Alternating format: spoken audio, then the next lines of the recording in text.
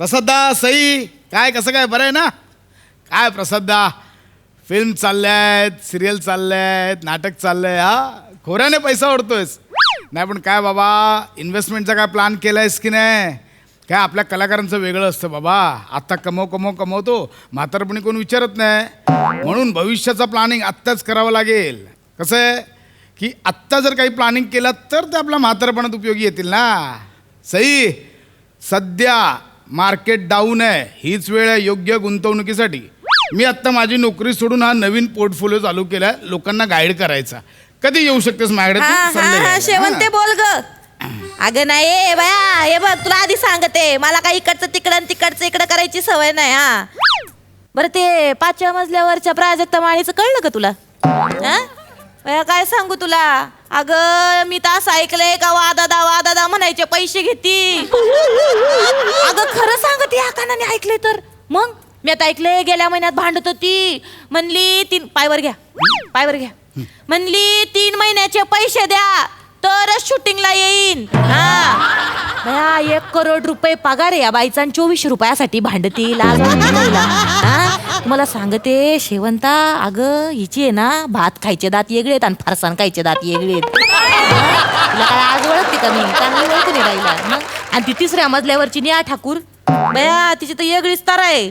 तुला ना सगळं नाहीच कटून सांगावं. ह्या माणसांबद्दल काहीतरी करायची इच्छा. तिचं गाणं म्हणजे आपल्यासारखं जीवन यांचं सुद्धा कलाकारांसारखंच. म्हणजे काय PF नाही, काय नाही, भविष्याचा विचार नाही. माझं टार्गेट आहे ह्या लोकांसाठी काहीतरी आयुष्यात केलं पाहिजे. अगं ए ये इकडे ये. इकडे जरा गप्पा मारायच्या. ये इकडे. गप्पा मारायच्या बाया, काम सोडून तुमच्याशी गप्पा. अगं ये ग, महत्वाचं आहे तुझ्यासाठी, महत्वाचं आहे. ये मला सांग, गुंतवणुकीबद्दल काय विचार केलाय? गुतायचं वय का माझं? पोरबाळ आहे माया पदरात. बाया साहेब तुम्ही काय गप्पा हाणता माझ्यासमोर? नाही तसं अगं मनाच्या गुंतवणुकीबद्दल नाही. बाया मग काय ह्याच्या गुंतवणुकीबद्दल बोलिता? हे बघ मी तुला समजवतो. कसं आहे, मी आत्ता हे केलंय, मी नोकरी सोडली आहे. हे बघा, महिन्याचा पगार हातात टाकवायचा माया महिन्याच्या अखेरी सांगून ठेवते. नाही तर तुमचा लॅपटॉप घेऊन जाईन मी. नाही तर मग मी ऐकायची नाही. ऐक, मी एवढा चिंदी वाटलो 700 रुपये पगार नाही देऊ शकत. भरोसा काय तुमचा? मला सांगता जॉब सोडला म्हणून. अगं माझं ऐकून तर घे. मी गुंतवणुकीबद्दल म्हणजे इन्व्हेस्टमेंट मध्ये काय इंटरेस्ट आहे त्याबद्दल विचारतोय. नाही ऐका माझं, ते तुमचं काय ते ईस्ट वेस्ट आहे त्यात मला इंटरेस्ट नाही. माझं आपलं एक घर आहे, 4 भिंत आहे, एक छप्पर आहे, त्याचं मला आपलं कौतुक वाटतं. कळलं? तुमच्या सारख्या आहेत ना रईशी शौक नाहीत मला साहेब. ईस्ट वेस्ट बद्दल मला सांगत उगावाय टायमाची तेच म्हणते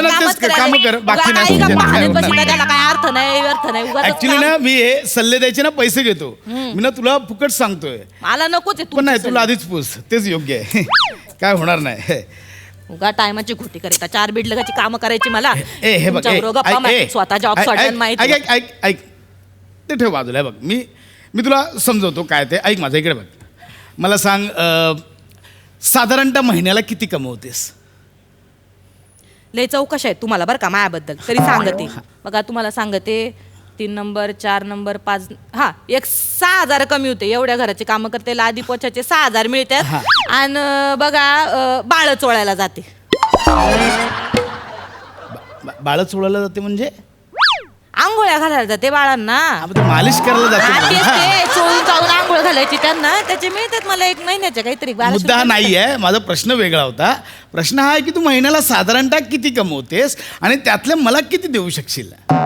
अंगाशी आले का तुम्ही बरोबर फिरून फारून मुद्द्यावर. तर तुम्हाला मायाकडनं पैसे पाहिजेत. मुद्द्याचं बोला पड्डीशी, मला काम तेच समजवतोय की आता तुझ्याकडनं मी 1,000 रुपये घेणार, शेअर मार्केटमध्ये टाकणार, त्याचे 1200 होतील, 1500 होतील, 1800 होतील. तुझ्या 1,000 रुपयाने मी नाही करोडपती होणार. पैसे तुझेच वाढत जाणार. म्हणजे मग तू आत्ता 1,000 रुपये दर महिन्याला गुंतवलेस ना, वयाच्या 80व्या वर्षी तुला 60 लाख रुपये मिळतील. 80 वर्षापर्यंत कोण जगणार आहे? तर 30-40 वर्ष जगीन मी. हे तू नको ठरवूस की तू कधी मरणार आहेस ते. मग तुम्ही काय ठरवता मी 80 वर्षापर्यंत जगणार आहे आणि 80 वर्षानंतर मिळणाऱ्या पैशांचा मला काय उपयोग आहे? वा काही सांगितलं मला एवढं पैसे मिळणार आणि तेवढं पैसे मिळणार आहे. आता कसं सांगू? हे बघ कसं असतं, हा. आपण बँकेत FD करतो. मी नाही केली मी कधी. केली आहे, माझ्या आई वडिलांनी केली आहे, सगळ्यांनी केली आहे. बरं मग त्याचं काय? त्यावेळी आपण पट्टीशी बोला, हा, मग मला काम आहे तेच चार घरची. सांगतोय की त्यावेळी कसे आपण थोडे पैसे बाजूला ठेवतो ना, तसे तुझ्या पगारातले काही पैसे तू बाजूला ठेवायचे. बाजूला ठेवायचे. हा. म्हणजे त्या शेजारच्या रशिका वेंगुर्लेकरकडे ठेवायचे का? हा?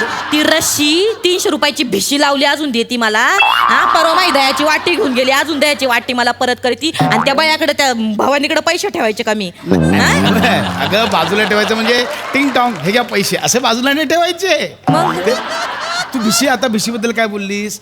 भिशी करतेस म्हणजे काय, तू इन्व्हेस्टमेंट करतेस, त्याच इन्व्हेस्टमेंट बद्दल बोलतोय मी. हे आमच्या बायकांचं यागळं असते, ते जाऊ तुम्ही नका डोक्याला घेऊ. ग ती इन्व्हेस्टमेंट करूया म्हणजे आपण ती इन्व्हेस्टमेंट हे करूया, डायव्हर्सिफाय इन्व्हेस्टमेंट करूया.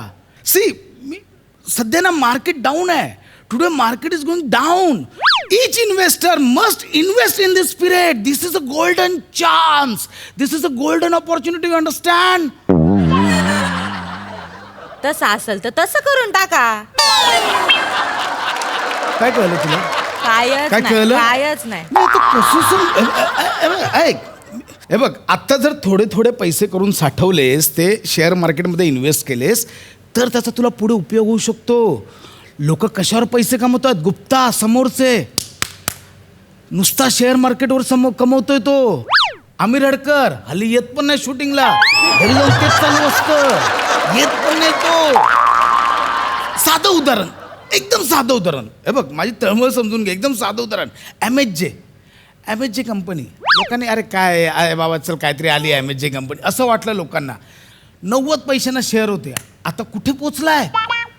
हजारोंवर पोचला शेअर MHJचा. कळते तुला मी काय समजवतोय? दम काढा. हा, बसायचं. हा, बसा. हा. कितीची नड आहे तुम्हाला? 50 रुपये देते, ऐका माझं. 50 रुपये घ्या आणि गप बसा.